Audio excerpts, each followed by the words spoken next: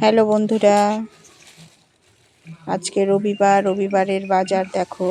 ছোলার শাক, এখন তো শীতকালে ছোলার শাক খুব সুন্দর পাওয়া যায়। দেখো কি সুন্দর শাকগুলো, একদম তাজা তাজা। আর এটা হলো বাস্তকি শাক, খুব খেতে ভালো লাগে আমার। ছোটবেলায় মাঠ থেকে অনেক এগুলো নিয়ে আসতাম। আর টমেটো নিয়ে এসছে, চাটনি হবে। আবার পোড়াও খাই, টমেটো পোড়া খেতে দারুণ লাগে।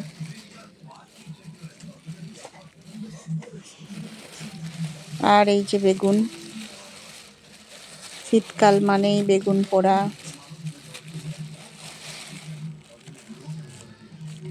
পালং শাকও অল্প নিয়ে এসছে। আর আমাদের সবজিওয়ালা এসছিল, দিয়ে ওর কাছ থেকেও টমেটো নিয়েছি। তাই দুটো জায়গায় টমেটো। দেখো টমেটোগুলো কত টাটকা, শীতকাল মানেই টাটকা সবজি। পালং শাক, এখানে কিছু মটরের শাকও দেওয়া ছিল। সব শাক মিলিয়ে খেতেই ভালো লাগে শীতকালে। একটা মানে মটরের শাক, পালং শাক, ছোলা, আমি সব মিশিয়ে শাক খাই, খুব ভালো লাগে বেগুন দিয়ে। আর ধনেপাতা,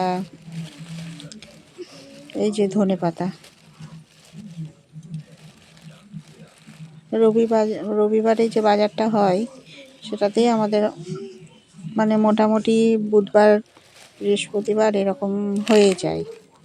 আর আমি একটা ছোট ছোট আলু কিনেছিলাম, এই আলুগুলো ভাজা খেতে ভালো লাগে।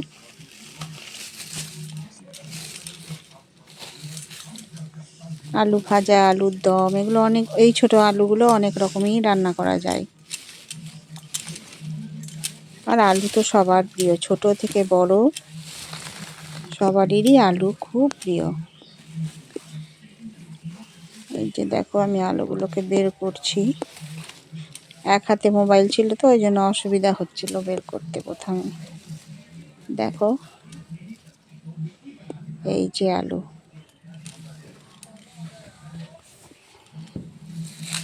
এই আলুগুলো ভাজা খাবো, আলুর দম অনেক রকমেরই হবে।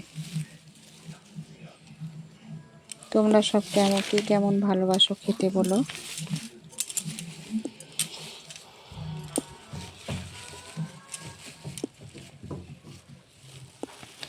আলু ভাজাগুলো পোস্ত দিয়ে রান্না করতে গেলে খেতে দারুণ লাগে।